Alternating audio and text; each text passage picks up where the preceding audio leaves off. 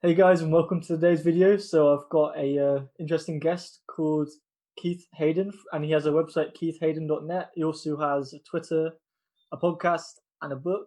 So I'll one about language learning, and one actually just a fiction book he's written himself. And I'll put all the links to that stuff in the description. But yeah, I actually met Keith or found out about him originally. I've seen him a lot on Twitter talking about his a few things about his books and also his journey so far learning Mandarin. So wanted to get him on and talk a little bit about that. So do you want to give a brief introduction to yourself, Keith?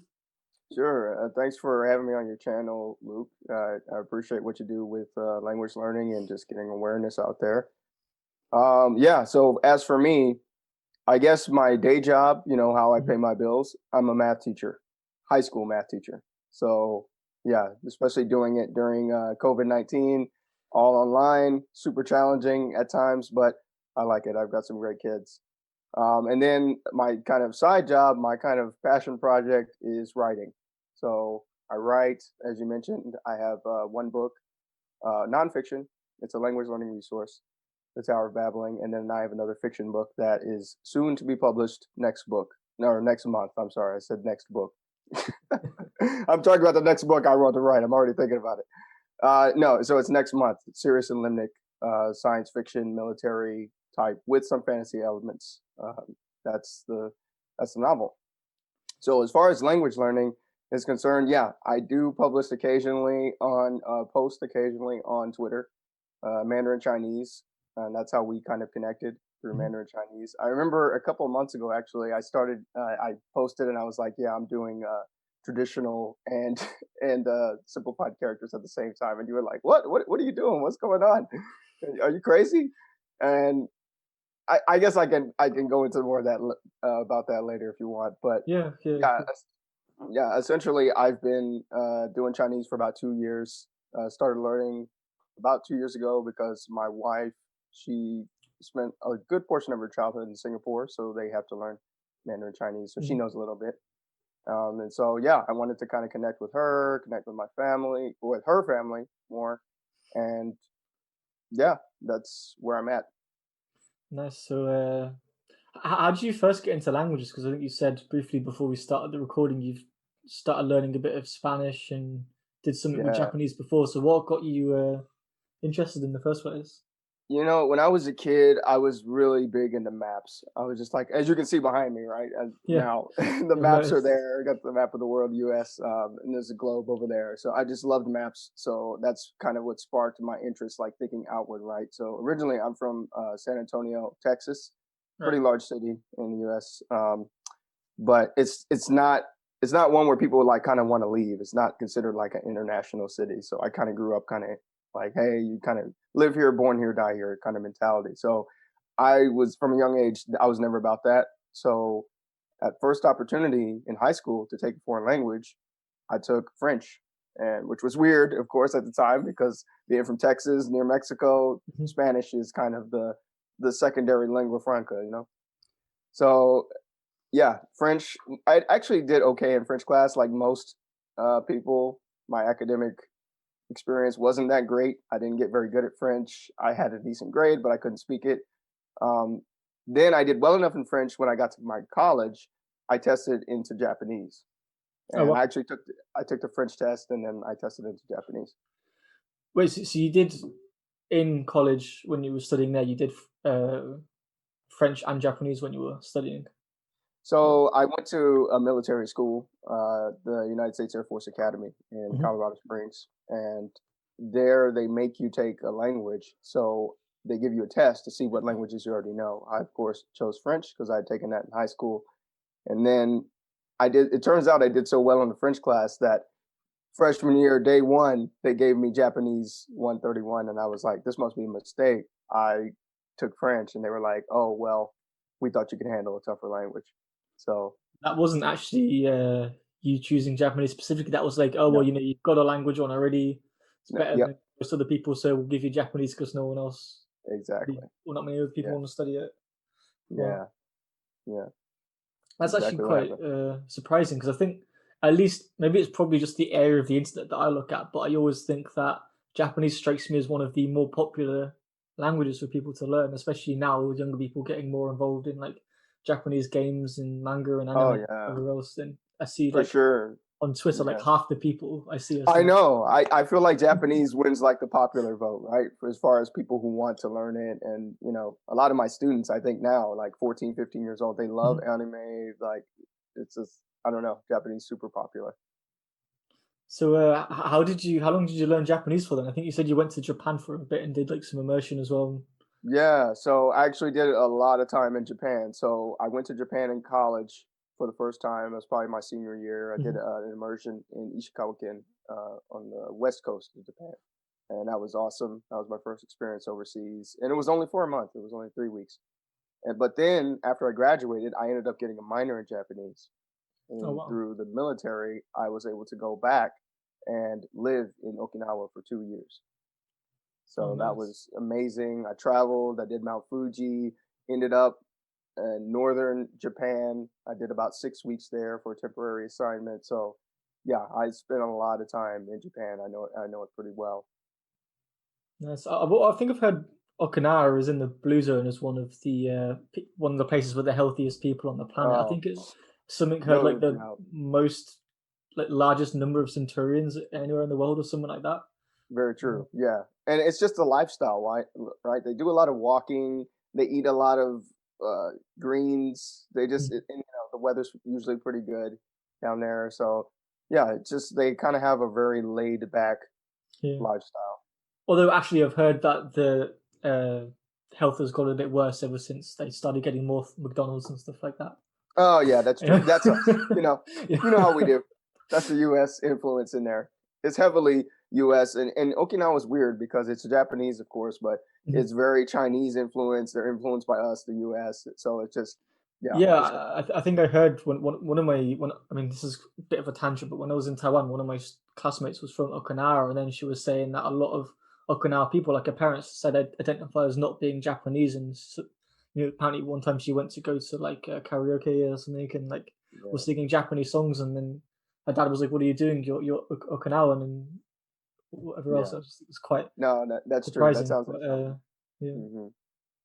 Well, Yeah. so when you went to Japan, I guess you studied a little bit in uh, college, and then you got Yep. your minor, and then you went later on and did a month there, and then eventually you went to Okinawa and studied for 2 years. So when you were in Okinawa, were you doing a lot of self study? Were you going to classes, or were you just kind of trying to speak to people? What was your sort of tactic going forward? Great question. I would like to say that I was like being diligent in my studies, and I was. Like, I remember I was really big into kanji, like kind of Mhm. like now with Mandarin Chinese. I just like the writing systems and things like that. Yeah, they So look really cool. yeah, it's just cool. I like the like making little stories of the pictographs. So I think we can relate on that. But I'll be honest. So I was there. I was in a really busy job in my Mhm. job in the military. I was actually a federal agent at the time, so I was doing police work and things like that. So it was cool because I got to work with the Japanese police on different cases and things like that. But unfortunately, my studying kind of went to by the wayside, And I would use my Japanese when I could, with Japanese counterparts and things like that. But looking back, I think I've said this before to other people who've talked to me about this too. I'm like, I kind of regret like not getting better Mhm. because now that I know how to learn languages better, if I could rewind back that point in time in my life, I would definitely like have a better Japanese level than I have now because my Japanese is pretty much it's not gone, but it's not like yeah. I don't cite it as one of my languages anymore because I just don't use Okay. it, and I never really got to that level. So when you left Okinawa, how good do you think you got to? And I guess you're saying now mostly you're not listing it. It's because since you've left Okinawa, then it's kind of Yeah, what to say, Toibu. It's kind of like right. It's gone. deteriorated. Something. I like that word. Yeah, no, I left Okinawa 7 years ago. It was a while ago. So Okay. my Japanese was pretty good though. Like I could understand. Like I would always like Japanese TV, like hear it around. Mhm. You're immersed in it. Even though I was working on the American base down there, but I got out on the weekends. I was one of those who just I'm overseas, so I want to take advantage. I don't want to just stay on the base all the time. Just get out and see whatever you can. Yeah. Oh yeah, and I toured the whole island. I loved it. I went to Ishiga. What is it? See, I can't even remember the name. I went to one. It's one of the little islands off of Mhm. the Okinawa, and they're just like hidden gems. Like they're very sparsely populated, very small. Mhm. Miyakojima, I went there. So I just had a great time. And then the main Okinawa island, I drove around, explored. Yeah, took advantage of my time there. Yeah, I can definitely relate to that. I think a lot of people, a lot of the time, especially in the language community, people are going away and they're like, oh, you spend a year away, and they're like, oh, well, how good did you get at X, Y, Z language? But that's not really, it's not really the most important thing. Like, when I went to Right. Taiwan, I was spending most of my weekends going hiking out into the mountains. I spent Yep. a lot of time going to like islands like Green Island and Lanyu, going like scuba diving or like, I don't know, Cool. whatever else, and just, doing like all these things because that's why I'm there. Not, I mean, obviously Right. there to learn Chinese, but also, to have a good year. So I spent a lot of For time sure. uh, hanging out with my course mates and going doing stuff with them. Now they were all from like Japan, Korea, Vietnam, whatever, and we were all using like Chinese to speak to each other. Which a Yeah. lot of people say, "Oh, you don't do that," but it was fun. It was a great experience. I met people from a bunch of cultures that I can't normally speak to. Oh, I can normally speak absolutely. to Japanese people, so it's yeah, I can definitely relate to that. I think that's And plus, you're young, like you're not there. It's not your job to learn the language. Your job, it's mhm. the experience, right? And the language is part of the experience. But um, Yeah. yeah, But yeah, I mean, I have like a full time job and everything else, and this is just like a hobby. yeah, So there's no reason to like, I've heard stories of people, oh, I'm going to this country and I'm going to just sit in my room and do Anki all day because I want to get really good at language. And it's like very true. you're missing out on Yeah, so much.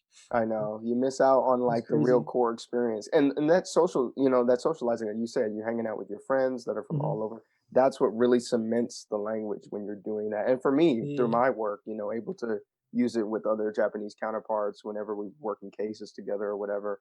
That helped solidify the Japanese that I had, and it was great. cool, cool. So, and then going off Japanese now and going on to Mandarin Chinese. So you said because your partner's from Singapore and you want to connect more with their family and friends, you wanted to learn a bit of Mandarin, and you've been learning for about 2 years. Yeah. I can relate to that myself. I don't know if you know much about my background, but the reason I started learning Cantonese is because my girlfriend and her family's from Hong Kong. Hmm. So that's how I got into that. And then, so the dog's just walking in the room. And yes, what did you first do when you started to get into Mandarin Chinese? Yeah. So to start two Try years. not to get distracted by the dogs. No, that's all right. I thought it was your girlfriend, but I don't, Uh, I don't know. Um, so when I started, I actually just I started very slow. So I actually started with Glossica, mhm. and you probably Like heard of the Glossica. mass sentences with audio and stuff, right? Yeah, yeah, and I thought it was pretty good at the time. Mhm. It was just a good start, just to get what it sound like. Yeah. And then I started with Hello Chinese. It was it was Oh, very much that's like the kind of like Duolingo. Duolingo, but specifically made for Chinese, and I think they have Exactly. traditional and simplified on there, right? Yeah. Yeah, So I've that seen was a I've seen good that. foundation, very good Mhm. foundation, very great app. I did it pretty much all the way through, and that got me just the fundamentals, Mhm. basic sentences, basic structures.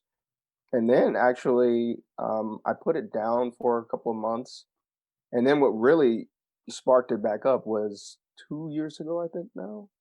I started watching. My wife and I started watching Chinese dramas. Oh yeah, what you watch? First one was Rise of Phoenixes, Okay, Netflix. So we watched that. That was the first one we really got into, and I've since not heard then, of that one. What was it about? Is it like a martial arts so sort of thing? It sounds. it's a period one. It's a period just like political intrigue. Mhm. Royal sons, someone's trying to take the throne, things like that. Yeah, really good, So is really it good. fiction or a historical drama? I'm not sure if it's fiction or not. Okay. My Chinese history is pretty. Because some of them I know, like I just watched one called The King's War on Netflix, and there's other ones like Three Oh, Kingdoms and whatever else in there, or like the Qin Empire and stuff, and they're based on like certain periods of history in yeah, Chinese history, like the Chuhan contention, or like the Warring States period, or like the Three Kingdoms period, and they just kind of get like a drama and just play it out yeah. what actually happened. Yeah. Which I guess in terms of like suspense, it kind of takes some out because I'm like, oh well, I know that guy's going to win because he was the Right. he became the emperor, right? But it's still pretty interesting to find more about like these things. So like I'm watching that about the Shuhan contention and learning about all these characters that I didn't know existed because I have like this high level picture of well, I know the Chu and the Han fought. I know the Right. Han won, and then Liu Bang became emperor. That's kind of like before I watched it, that was like more or less my understanding of what happened. You kind of know a bit more, so that's pretty cool. I don't know if you've watched any of these, but yeah. We just watched one on Amazon, The Longest Day in Chang'an. All right. Man, it's so good. Just I don't know. It's just the production value is so high, and every Oh episode's like wow. a movie. Really good, really good. And I think that one's historical fiction as Oh well. cool. Can you send me a link to that later? Yeah, sure, I can do that. I think you'd like it if you like King's War. I haven't seen King's War, but I've seen it like advertised on Netflix, and it Mhm. looks like if you like that one, you're gonna like that one. Yeah, and actually, the thing that put me off it was the production quality wasn't that high. But if you said this one, the production quality is high, then Yeah, and sometimes with Chinese dramas, I get the feeling that they drag it on for money. So like the very TV true. series was about 80 episodes. I feel that they could have done the same in like 50, and it would have been Yeah, a lot more yeah. entertaining. I And don't know it's if you. funny you say that because my wife and I tend to flip flop. So we'll do a period one where it's kind of historical, Mhm. and then we'll do a modern one. And the modern Yeah. ones are precisely what sometimes they're just long commercials. They'll be like, oh, they'll have the family scene and they'll be like, oh, Coca-Cola time, and they'll hold it up to the camera and they pour them all Coke. Or sometimes it's like this orange juice that they gotta, that they're pushing over. It's so blatant. It's just Yeah. like, am I watching a commercial or a series? What's going on here? Well, so 2 years ago you started watching more TV dramas, and then at the time Yeah. were you watching it with English subs or were you watching it with like Chinese subs or just raw? So English subs, and it's a great question because just recently we're watching our first one with Chinese subs, and that's mainly because my wife, she's really putting her Chinese to high gear. She's doing some special program so with her job to where she has to get better with her Chinese. So Okay, right. yeah, so she's revamping it. So yeah, we're actually watching for the first time one drama completely Chinese simplified subs, What are you and watching? we're I'm just afraid to say it. It's one of those love dramas, love Okay. cuisine. Love Cuisine. I've not heard of It's that, but sounds like it's a Chinese drama. it's actually a Taiwanese Taiwanese, drama. yeah. Yeah, Like it's on Netflix. all Taiwanese dramas are romantic ones. Some of them are quite good. I watched one called Shangjuni, which is very very good, and that is Oh, romantic, but it also has a lot of like mystery. That was like a not gonna spoil too much in, but there was multiple timelines. There was a lot of mystery. There was like a murder, and it's kind of like you don't know what's gonna um, happen. And it's not just like like some of them are like Meteor Garden. It's literally just like however many seriously, episodes of just romance and cringe. But this one was cringe. quite That's the good. right word. That's the Yeah. right word. Yeah, my wife loves cooking and stuff, and we watched The Longest Day of Chang'an, which is very engaging and kind of intense. So then we kind of flip flop. Not only is this one modern, but it's a little bit more, soft hearted. It's just lighthearted I fun. mean, yeah, I think you got to mix it up. Like when I finished Yeah, watching King's War, I was gonna say, oh well, after the Chinese contention was the Three Kingdoms period, so should I watch like yeah, Sangor on like YouTube? You can get it, and I was just like, actually, I can't really be bothered. yeah. So I've I just been need playing to. Cyberpunk and watching like some like easy to watch stuff on my laptop for now, and maybe listen to Nice, a few podcasts. And I'll just get into it a bit later. There's no rush. nice. Yeah. So cool. So you did Glossica, Yep. uh, and what was it? Hello Chinese. You Hello did Chinese. that Yeah, for a few months, well, I think you yeah, said, and then you got to the point where you started watching dramas and immersing a bit more 2 years ago, yeah. with English subs, and then you carried on like that for a bit. How did it progress after that? Honestly, it just kind of just I don't want to say it stagnated because, of course, I was still learning. And as Mhm. especially now that I'm not like of student age, like I said, I'm a teacher. I write, so I'm not sitting down dedicating study time Mhm. really at all. So it's all kind of passive. But I do believe firmly, and you got to get the language in you every day, at Mhm. least. At least you're hearing it, some type of contact. So at least I was getting contact, but I wasn't really growing until So COVID hit. So really. how would you so I'll jump to the start of COVID and when you started putting more time into it in a second. So in that period when you're really busy, you were like Yeah. you're teaching maths, you were writing like books and whatever else. Obviously, very busy. You obviously have your Mhm. family and I'm assuming friends and whatever else going on in your life. So how did you kind of keep contact with Mandarin, and what did you do to like stay in touch and make sure it was getting that daily contact in?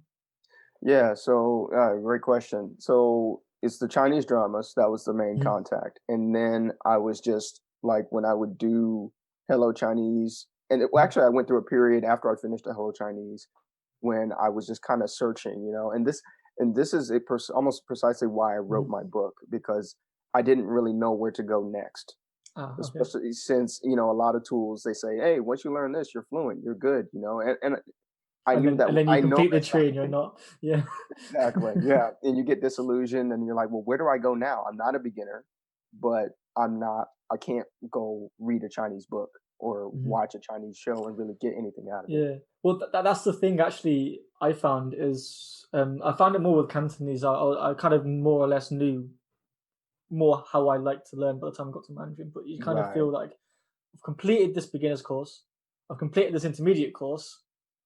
I can either jump to another intermediate course or watch this native stuff. All this native stuff makes no sense to me. This Right. other stuff seems too easy, but how do I close the gap? Yeah. And that I How, find really hard. But something that I right. like to do is find YouTube videos with the subs match up and like start importing them into like Link or something like that, and then you kind of Sure. going through dissecting the native content. Yeah. So I'm curious, how did you go about like closing the gap? One word, podcasts. Podcast, nice. Podcast. I'm a big podcast fan. So I started, and podcasts were a big way that I closed the gap in Mhm. Spanish. Just like you had Cantonese, my starter language where I really went deep was Spanish and got it to a high Mhm. level. So Just for the record, I think my Mandarin is probably a higher level than my Cantonese, but yeah, carry on.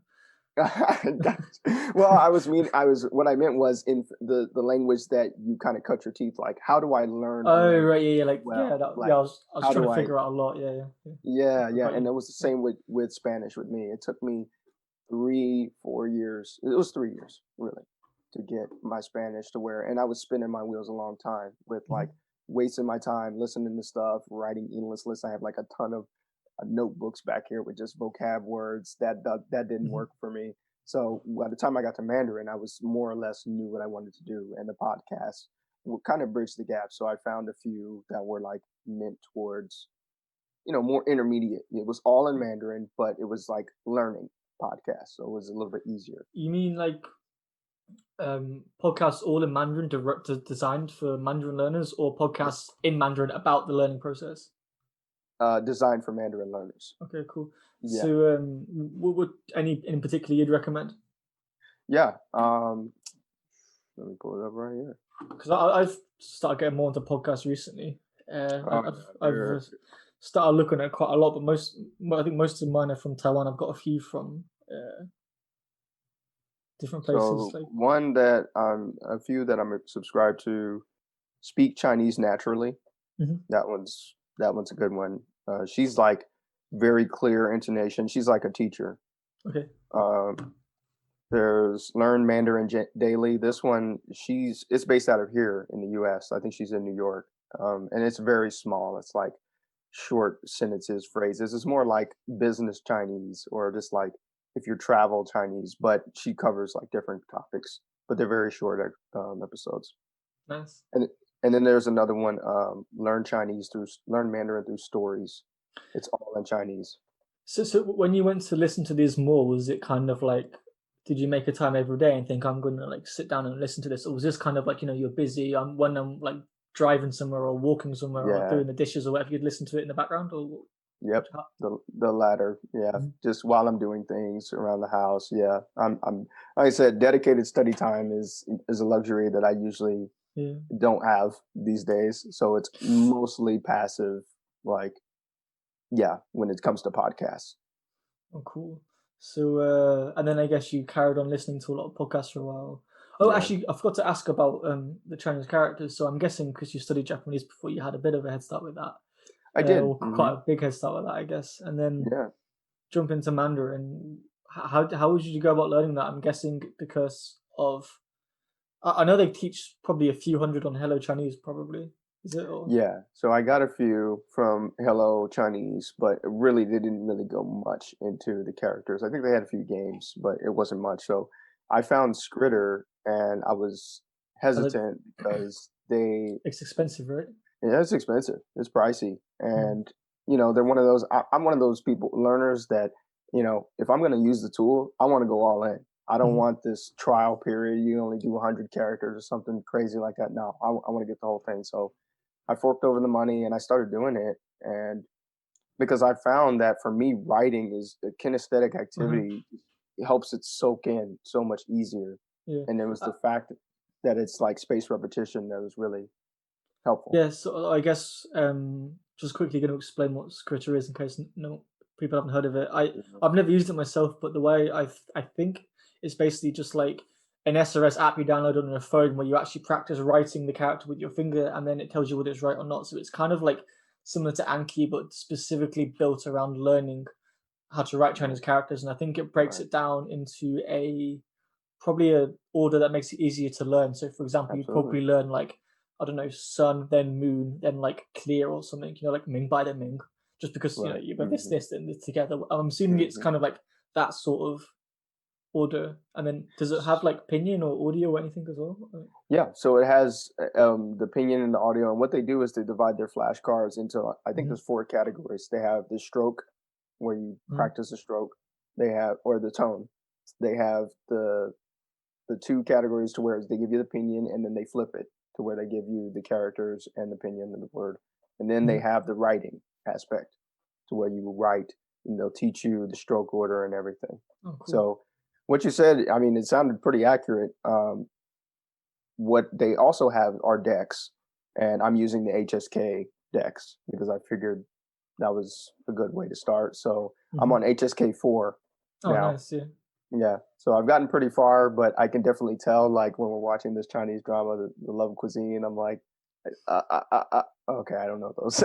So, um, I think sometimes when, at least for me, when I first started, I'm spending a lot of time listening to Mandarin. It kind of seems like there's a yeah, lot of times when I know the words, and if I like pause it and read the subtitles slowly, I'm like, okay, I do know that. But yeah, when I'm listening to a show or watching something, it's just I miss it.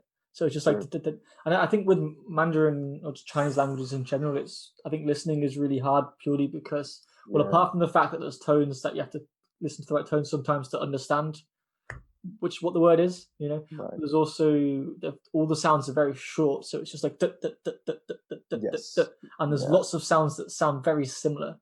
yes, So I find listening really, really difficult, and a lot of the time it just kind of, even if I know the words, it just sounds like bleh, and yep, then it goes off or whatever. So I found that listening is probably the hardest thing in my opinion, more yeah, so than reading, at least for me. yeah. So I I agree. don't know if you've had a similar experience. Very similar. Reading is usually where I start with Hmm. languages, and my reading usually gets far better. And it's the same with Mandarin Chinese. I'm not sure if you've heard of the Mandarin Companion Yeah, it's series, graded readers, uh, right? Greater Readers. Yeah, I've read like 5 or 6 of those Oh, this cool. year. Um, they're great, for learners. And then Because they have like reading, actual stories as well, like Mulan and whatever else, don't they? yeah, the Yeah. stories kind of help you, and then they reinforce the vocabulary very well. So I've read a few of those, and I can read pretty well. And it's funny because my wife is like, "Wow, you can read," and I'm like actually reading, like no, like I'm not using Google Translate, I'm not Mhm. using Pleco or anything like that. I'm just like reading the characters, and of course they're easier Yeah. characters, but um, yeah, I think because I feel like reading frees you like once you're able Uh-huh. to pick up something and basically teach yourself by through reading, then Yeah. the world is your oyster. I completely agree. I think for me, you said before Spanish, you're figuring out a lot of things. Yeah, For me with Cantonese, when for about 9 months or so, I did it without learning any characters. yeah, And the reason why I said you get in a situation, I think for me, where the beginner's content seems, it's whatever, it's too simple. The native content seems way over your head, and then there's no way to close the gap. For me, that was right. because I had no characters. So, Yeah, imagine being in a situation when you're illiterate in a language. I can't. look at the subtitles of a video to understand what's going on. I can't text my friends. I can't like read a book. I can't read a Yep. magazine. I can't, you know, and for me, I mean, I'm sure you can close the gap, but I think it's going to be so much more painful than if you can just read the subtitles. So Absolutely. like with Mandarin, if you're like, oh, what was that word? Just pause it. Oh, that's the character. If you don't know it, you can get like a public dictionary or whatever. Once you get the ball rolling on characters, I really do feel like it makes it so much easier to pick up new words. Like, I think Absolutely. a big portion of my words has come from reading, and I'm trying to imagine how that would go if I didn't know to read. I think Yeah. And I this is really something I hard. talk Yeah. about. Yeah, very hard. And I don't what you just said. I don't have to imagine that. I lived it, and that's one of the Mm. reasons why I'm doing characters first. So rewind to I don't know 10 or so years ago when I started Japanese. I had the same realization. I'll never forget. It was the first time I got to Japan actually when I was in college, and I had been Japanese, three. I was, how it is when you're taking classes. You feel Mhm. like you're all good and stuff. You're not that good for the most part, but okay, you feel good. And I got there and I realized I couldn't read anything. I didn't know any kanji. I'm like, God, how yeah. come? Where's the romaji? Where's the hiragana? Where's the katakana? Yeah, Just no. it wasn't there. So that was a huge wake up call. And Mhm. because I had been learning Japanese for so many years at that point, I felt like I was like, I need to catch my reading up to Yeah. my general knowledge of Japanese. And that was a very hard thing to do. And I never really did it. Um, That sounds quite a difficult position. yeah, But it also reminds me of what you said then about, you're just walking around the country and you can't read anything. It's also, I think when a lot of people talk about learning a language and they're trying to think the best way to get to a certain conversational level because they want to speak with people. right. But if you want to be like a useful part of anything in the language or you want to integrate into a group of friends, you're not going to go onto, like, say you become friends with loads of Japanese people, you're not going to go and add them online and then find that they're all texting in Romaji. They're going to be using Right. kanji. So if you Yes. actually want to like integrate in and you Yes. want to like become a useful member or like work in society or be able to buy stuff or whatever, you need Hmm. to be able to read. So I think it depends what your goals are. If you're just staying in the Very UK true. and you want to like have like nice pleasant conversations with people you pass in Japanese, or you want to be able to understand like some anime or something, you probably don't need to know it, but like if you want to like make meaningful connections and really integrate into something, I feel like it's kind of a necessity. 100% agree Yeah. with you. And this is something I talk about in my book as well. The difference between language fluency and language literacy. Hmm. And I draw that distinction at the beginning because fluency, people always say, I want to get fluent in Japanese. I want to get fluent in Mandarin, but it's just speaking. That's it. Hmm. It doesn't imply writing. It doesn't imply actually listening. Like you said, listening can be very difficult. It doesn't require writing the language. It's just everything's kind of left out. So I think if language learners, if they're watching this, expanding their definition of language learning to literacy, like you said, I want to be literate in Hmm. a language. I want to be able to actually pick up something. It doesn't even have to be a book. I want to read a text message from my friend. Even just like an IG post or whatever, wherever you Exactly. start, like, and that's and texting, I think, is a very digestible way Texting. to start because Yep. Absolutely. it doesn't Short. matter if we have to look up every single word. It's still Nope. only one line of a one And sentence or most of them whatever. have translators built in anyway nowadays. Yeah. Like it's just like translate this. Okay, now you know. You know. What I actually normally do with texting, I'm guessing you've heard of the app Pleco. Yep. Yeah, Hmm. so for anyone curious, Pleco is like a Chinese dictionary. Um, and it's one of the two dictionaries I use. There's another one which is Dict, which is like some Taiwanese one by the government, Yeah. which is monolingual. But Pleco is, the go-to one for a lot of people. You can draw characters with your hand. You can, well, there's loads of functions. But anyway, one thing that's really cool is they've got something called a clipboard reader. So if you have anything on your phone and you click the copy button, it's in your clipboard. You basically go to Pleco, tap on the clipboard reader, any unknown things in there, you just tap on with your finger and it tells you what the word is. So for me, when I was texting and I was trying to start off in Cantonese and I was like, oh, what are all these words mean? My friend would Yeah. send me a text, copy it in my clipboard and look up like half of them and then, oh, okay, it means that, and then send a reply back. And Right. that's okay. It's okay to look up like every Yeah. word if Why you not? want to. Yeah. Use the technology. I mean, and the technology in general is because when I started learning languages, Mhm. the technology just wasn't there. I remember using Denshi Jisho for Japanese, just looking up individual characters. I didn't even have a smartphone at the time. I guess I'm dating myself how old I am, but I mean, it's true. There was no instant, there was no pleco. You can just tap and do So that. when you look up characters in the Japanese dictionary, so like I know with Chinese they do it based on like radical index or something, and it's all very confusing, and I don't really understand it. I can't use it Very. myself. Well, I've never put the time into learn because I can just draw it with my finger. But if for like looking up characters in the Japanese dictionary for like kanji, how does that even work? Same. It's radical. Wow. Yeah, I have a giant Japanese dictionary actually right here, actually within arm's reach, and this thing. Wow, that's thick.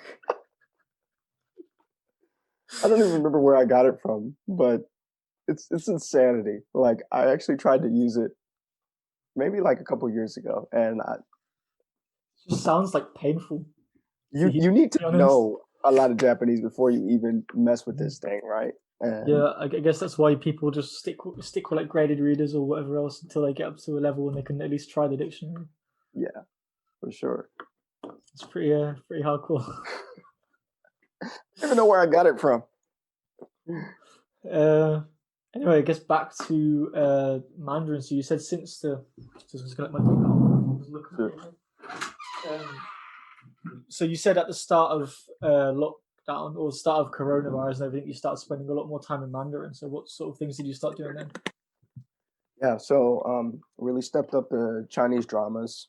Like we've probably watched like a dozen this year, just because of the time, being at home. Mm-hmm. And then really Skritter. So I'm a pretty, with my military background, I'm a pretty disciplined person. So I would get up, and the first thing I would do was hit the characters for 30 minutes. And my goal was like to learn at least, it was spend at least like 5 or 10 minutes learning new characters. But of course, it's SRS, so you got to get your reviews. Got to get the old ones as well, yeah. And Yeah. the more that you've got, the more percentage you spend reviewing old ones. For sure, yeah. So actually, last week is unfortunately, I actually came down with a case of pink eye, pretty severe. So I could look at my phone, like doing Zoom and all this stuff. I couldn't do that. So I busted my streak for I had like a 6-month streak going every day. I can relate to that. For about the last year and a half, I was studied Mandarin for about an hour every morning, and then I caught COVID and got really tired. Wow. So that was I still haven't started reading again yet, but I'm just starting to like. I mean, I still kept contact with it. I was like immersing or whatever, but like I'd from about 6 months into learning Mandarin to now, that was about a year, bit over. I was reading about an hour a day to an hour and a half a day every morning, and I just gone. I haven't read for like 2 weeks now. Yeah, and that's what happened. So I spent all last week just life. Yeah. It's just life, right? Yeah. So I had to catch up, and I had like I showed my wife. I was like, yeah, I have like 450 reviews, and she was like, yeah, good luck with that. See, this is the good thing about not relying so heavily on an SRS and just going through just pure input. So I'm just like, well, I pick it up. I haven't got 450 reviews. I just have to kind of like remember what happened in the book and be like, oh, that's what happened. Okay, let's carry on reading. And then that's like, that's one of the reasons why I quit Anki. Why I couldn't do Anki, because Anki is really bad because you can put anything in it. So you can have hundreds, thousands of cards, and that day I had like 500 reviews or something insane like that. And if you're writing as well, that's like takes a lot of time. It's not like just a quick recognition. Yep. If you write out every single time, that takes a long time. Exactly. If you're doing closed stuff, so I was just like, I can't mess with Anki. But the SRS does keep you honest. It's like, hey, it's good. It's all data. It's just numbers, right? Hey, this your reviews. You said this day, it's gonna come back, but it's daunting. It's for sure. And I just caught up yesterday to where I'm learning new words again. Just yesterday. I have a very love-hate relationship with stuff like that. I don't think I've used an SRS for like the past 8 months or 9 months maybe, just because I couldn't be bothered anymore. I was like, you know what, I just spend whatever time I have and just try and jump in head first and just immerse. And at the time I was doing classes and things at the university. We were writing a lot anyway. We have like homework we have to write.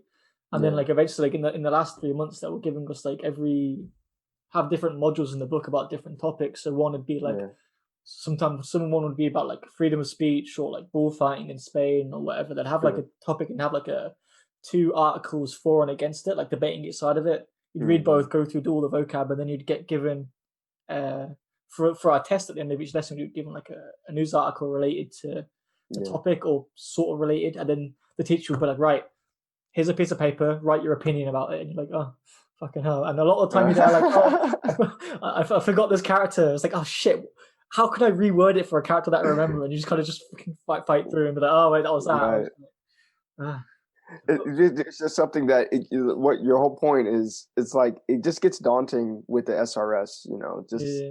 I, when you just it makes you not want to do it anymore. Mhm. You're just like, this is too But, much. This is too yeah. hard. And And I've found in terms of motivation, apart from the past 2 weeks when I've not really been reading much for just lack of energy, I'm getting a bit more into it now again. yeah, But uh, I have lots of times when I feel like when I was doing Anki, I had lots of times when I felt like, oh, I can't really be bothered.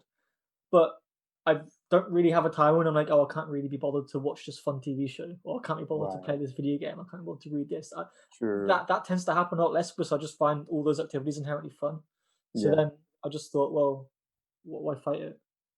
Yeah, no, there you go. And that's the thing. You kind of have to, and those watching, who are trying to look for ideas, because I know I watch a ton of videos like this just looking for, hey, how are different people Mhm. studying? But you just have to find something that you can continuously come back to. It doesn't matter if it's a book, movie, video game.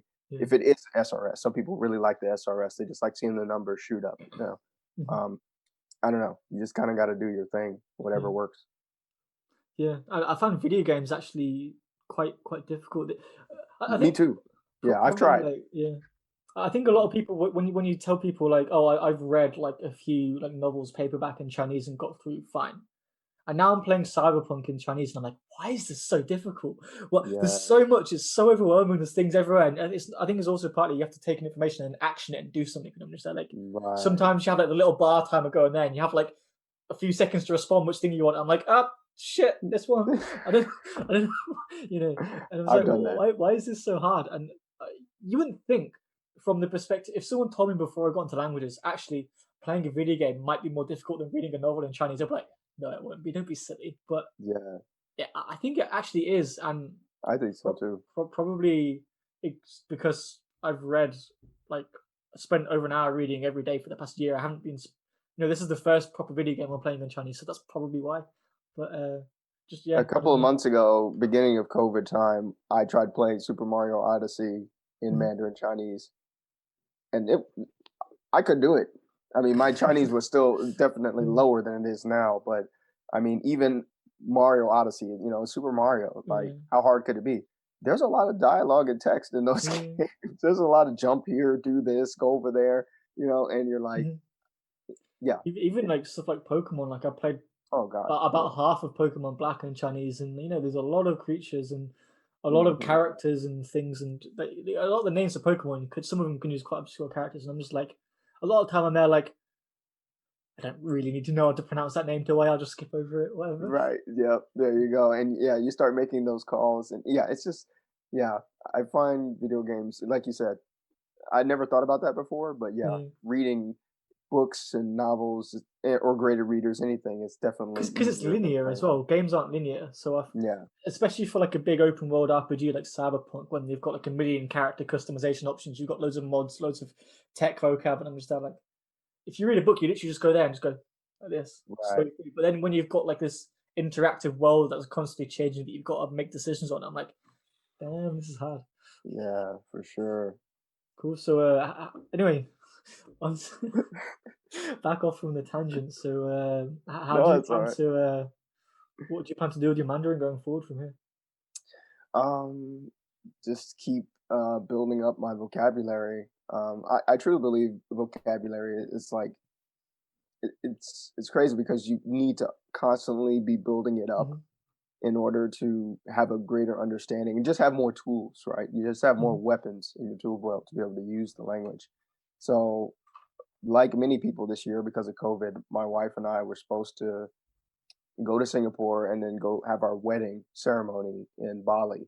Hmm. But of course, that got canceled. So we've rescheduled it for next year. Hopefully, that'll be the Mandarin showcase. by the time I'm able to go back and to Singapore, if they, S- we're able to go back. So you're gonna keep up with the graded readers as well, and Yeah, TV graded shows. readers. I'm actually reading. So I have two graded readers usually going on at the same time because I'm Mhm, reading. I'm doing both simplified and traditional. mhm. So I have a traditional one. I have a simplified one. So I'm reading Yeah, Rise I of the did want to Monkey talk King. about this actually. You reminded me. Okay, okay. It's like I'm gonna get you on that one. Yeah. So I've got the Monkey King. That's Ah, simplified. Sun Wukong. Yep. I'm just started reading that. It's actually tough. That's a HSK. I think it's a HSK 3 or 4.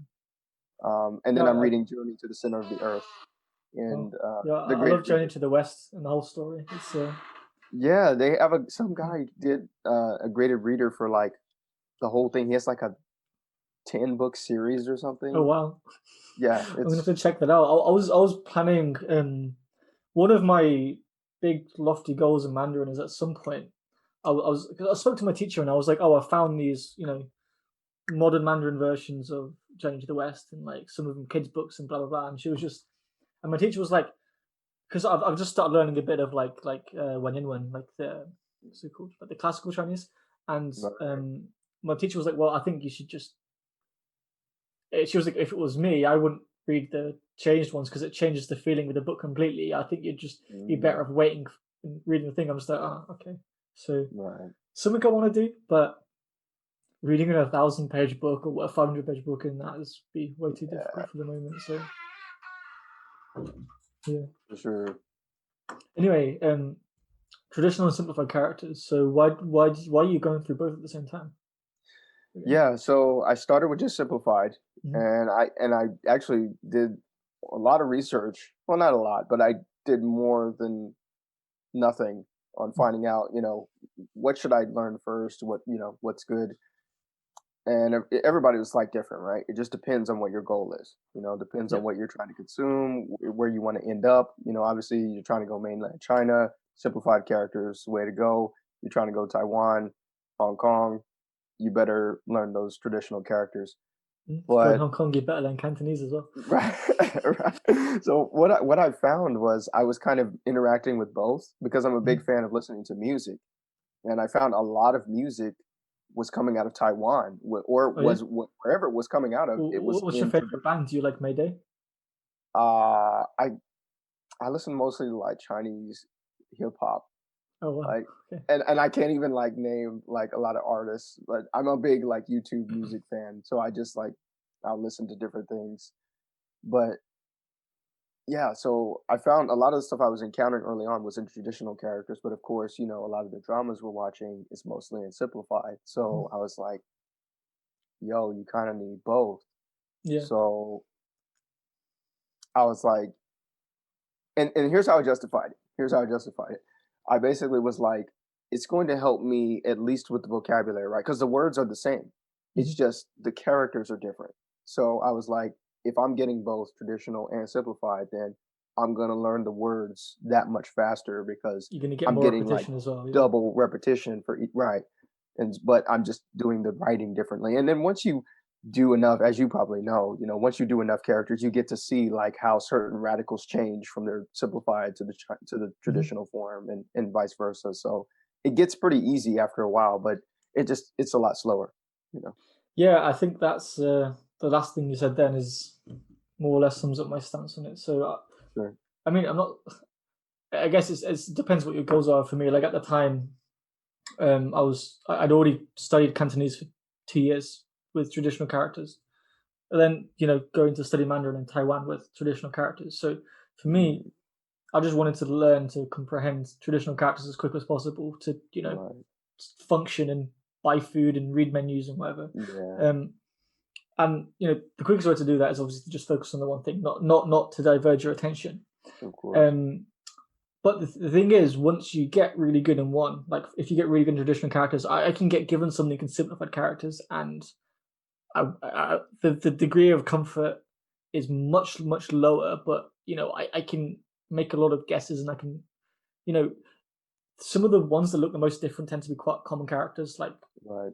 like or something like that. It's just like the one of them's like an upward arrow. And I'm like, what the Hmm. hell's that?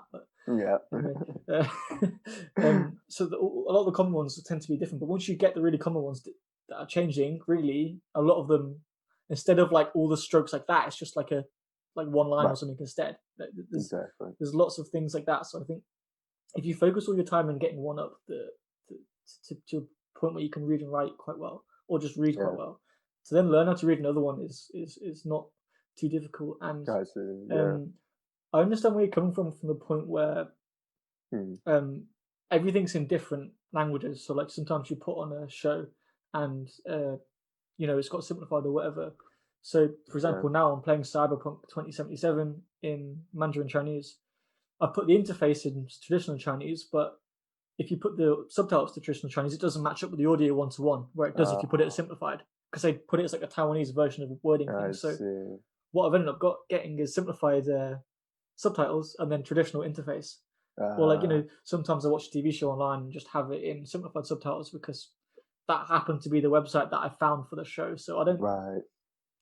from For my point sure. of view, I think exclusively, if I'm going to make a decision, always choosing to do in the one language when available, but then also recognizing that if you want to do something and you can only find it in one thing, just do it in that thing. That would be my Right. stance, and that's also similar to how Gotcha. I would look at things in terms of accents, like mainland versus Taiwan. I'd always choose Taiwanese True. if it's an option, but if I want to see something that's from mainland China, well, I'm just going to watch it because it looks cool.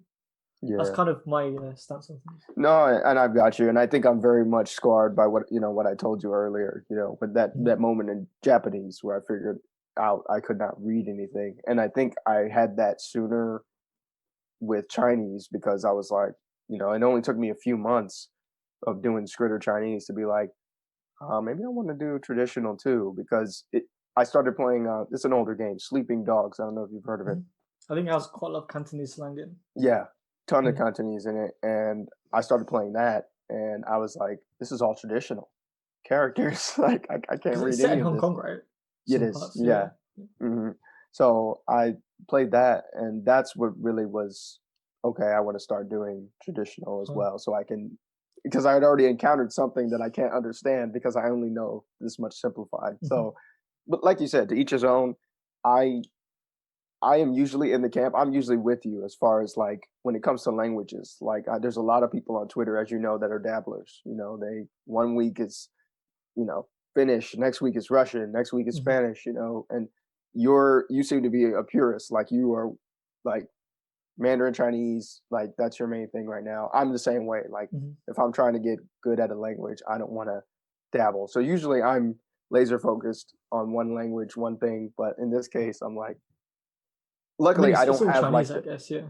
exactly. I don't have like a burning necessity to like, I'm here in America, to Mhm. like I'm not in a situation where you were in to where it's like, hey, I just need to get something to eat. I need to be able to live my life. Yeah. That's what I'm trying to do. Cool. No, that makes a lot of sense. Yeah. Is there anything else you want to say regarding to Chinese learners out there? Um, I remember hearing it's funny because I was always intimidated by Chinese. Mhm. And it goes back to college, right? When I was in college, I was taking Japanese, and then there was a subset of other students who were taking Chinese. And the Japanese teacher was so nice and oh come, welcome. And the Chinese teacher, she never smiled. So, I heard she was so strict, and people would be like, "Bro, I got Chinese," and I was like, "Oh, everybody knew. Like, if you had Chinese, even hell, you wanted Russian over Chinese because everybody had to take a language."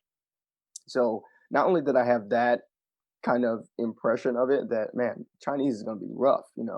But then I've always heard like from the standpoint of language learning that Chinese is one of, if not the most difficult language to get because it's not the grammar. The grammar is actually very easy. It's just like you said, it's the listening. You can't understand. It's the character wall. Like you cannot Mm. read or understand Chinese unless you know Chinese characters. There's no Romaji. You have Pinyin, but they don't use Pinyin. Pinyin is strictly for learners of Chinese Mhm. and kids. So I think some people might text with pinyin in China, but I'm not sure on that. Right. maybe. But But you know they what I don't mean, right? write in it anyway. Yeah. They don't write in Yeah. Pinyin, you're not gonna find a book for Chinese Mm. speakers in Pinyin. So I guess my message to Chinese speakers is that I was really intimidated by Chinese. So for a long time, I didn't learn it because I was like, it's so hard.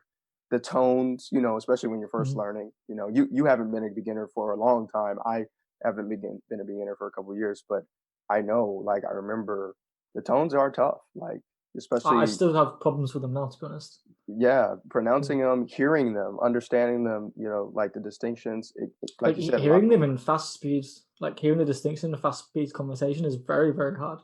very hard if you're Mm. not a native speaker. So it's like, don't be intimidated by the language. You can learn it just like any other language. It just, if you're a native English speaker like we are, then it's Mhm. going to take some time to get your ear tuned. It's going to take some time to get the tones down. It's going to take some time to get enough characters to where you can read even a basic Chinese reader, like Mhm. that took years. So it's a slow process. And I think that's the mentality I'm taking by doing both traditional and simplified characters at the same time. This is a slow process. It's a Yeah, and that's very okay. it's a very Chinese way of thinking. Mhm. It's like the drop of stone, a drop of water on the stone, right? It's just Mhm. day Yeah. by day, drip by drip. You're going to get there, but it's going to take. It may take some time, and that's okay. You have to be 滴 okay with 水 that. 穿石, That's right? what it is. Yeah, Mm. I think that's what it is. I can't. I'm not even going to try and say it because I don't know it. But yeah, yeah, Yeah. exactly what you said. Uh, yeah. There's a lot of Chinese idioms, and there's another one that's like, so it always gets translated into English as the journey of 1,000 miles starts beneath your feet or starts with a single step or something like that. Right, right. And I like that. I mean, that's one of the things I've gotten from watching so many Chinese dramas is Mhm. that I like in general, I like the Chinese philosophy of the long. I don't know how it is really in the UK, Mhm. but in the US, it's very, we Do it tend to be in a very, month, do it in 2 months, do it in a week sort of right, mentality. Yeah. individualistic, give it to me now, fast paced. But the Chinese mentality tends to be like, no, you are a grain of tiny sand on a large beach, right? It's just, Mhm. you're a part of this collective, and it's like on and on and on. Like, nothing's going to be done in a week, a month, maybe in a year, maybe even a decade, maybe even a lifetime, Mhm. and I kind of bring that mentality to my Chinese study, and just like, I bring that to my writing, I bring that to my teaching, I bring it to everything. Just like, it may take some time, but if you show up every day, Mhm. if you continuously do it, then you will get somewhere. Yeah. Somewhere. It may not be where you want to be, but That's always the thing that, because I guess language learning inherently is actually a relatively simple thing. You just have to just it is. listen and read a lot, speak a lot, practice a bit of grammar, and write a lot. Do the same thing over and over again for a lot of hours, and eventually you get better and better and better. But Right. the progress can be so slow sometimes, and we're always rushing to get there. That you know Absolutely. sometimes we overthink things and try to complicate things. But if you just take a step back, relax, just keep on spending time with the language, you'll get there eventually. And actually, maybe thinking things so much, overthinking things so much won't actually help. Just relax, Right. keep listening, keep reading, keep speaking, writing, whatever, Yeah. and you'll get And there. and I like how you say relax, because I remember when I was learning Spanish, I had this tension, right? Because I had just gotten out of the military over here, and I was living with my then girlfriend, now wife, Hmm. and I was really like, man, I gotta get a job, I gotta get back up or make some money, whatever. So I put a lot of pressure on myself to learn Spanish, to the point to where I was learning it slower. I was damaging my progress because I had so much pressure to like learn this language so I could get a job, so I could pass these tests, that it wasn't sinking in. But with Mandarin Chinese, even though it's a harder language for me as a native English speaker, it's actually come more easily because I've been more relaxed, I've been more chill. Mm. I just watch dramas, I study when I can, which is most days. But, like last week when I was sick, I couldn't do it, but it wasn't the end of the world. I just kind of slowly built back up, and, Hmm. you know, now I'm back. So the relaxed part is, it's what I try and tell my students too. I teach math, and math is very much the same way. People are like, I can't do it. I'm not a math person. So I was I've always never the been. opposite Yeah, it's as a so kid. hard. But And I'm like, if you would just relax and read it, you would see that it does take a little bit more practice, just like learning a language, but you can get it if you actually put the time in Mhm. and don't put so much pressure on yourself. Yeah, I get the analogy, but it doesn't make as much sense to me. I always loved maths and science as a kid, so it was kind of like, yeah, it's Yeah. maths class. But I okay, well that's good. I'm glad you are good with math, but a lot of students and a lot of people, I mean, yeah, you probably know this as a math person, like a lot yeah. of Well, people will I tell went you, into my degree at university was engineering, and I work as an engineer now, so it's ah, always been quite a big part of my life. oh, very nice. Yeah, I actually was not a math person when I was a kid. I had to work my way up, but I've always been curious. I've always liked, my dad was a big tinkerer. He would Hmm. take apart stuff. So I learned that at a young age. So I picked that up. So I feel like math allows me to tinker sometimes, but I had to practice to get good at it for sure. This is actually quite a interesting topic, and I'm not. I was about to wrap up the video, but I'll just say this quickly, I guess. But Sure. I always think like in terms of like when you're trying to find someone to be a good teacher for a certain subject, I think the smartest person isn't necessarily the best teacher because if you have Right. someone who struggled with this subject when they're in school, one they're Absolutely. going to be a lot. They're going to be able to relate to the students' struggles and There you go. understand where they're coming from a little better. Whereas if you have someone who's just like what you're talking about, maths is easy, and you're like the I kid's just know. like doesn't understand. It's like, well, why don't you understand it? It's so simple. Come on, what are you doing? And Right. You don't want the prodigy um, to teach your math class, right? Because they're just gonna be yeah, like, it's so simple. How come you don't get it? yeah. I always kind of think it's the same analogy of asking a Chinese person how to learn Chinese. Well, how the hell do they? I mean, They didn't really exactly. think about it. They just kind of did it. It's so true, and I think about Yeah. that, like, with teaching, like, English and Mhm. teaching any language. It's really hard as a native speaker to teach your own language. It Mhm. just is. You have to put yourself in the mindset of a learner, and some teachers do that, but some people, there's a lot of tutors out there on italki and out there on the Greater Reb who don't know how to do that. They're just like, Yeah. "Hey, I know how to speak Spanish. Why don't you?" I think it's helps a lot if you've been through the process yourself. Yeah, it definitely makes you able to empathize better with learners. Cool. Well, thank you very much for the conversation. I'm gonna wrap things up now because Sure. to be honest, I'm pretty hungry. So I yeah, got you. it was a nice conversation. Thank you everyone who's made it this far, and go check out Keith's stuff. We'll leave a link to his website, podcast, Twitter, books, probably Yeah, whatever I find, I'll just put in the description, and you guys can go check it out. appreciate it.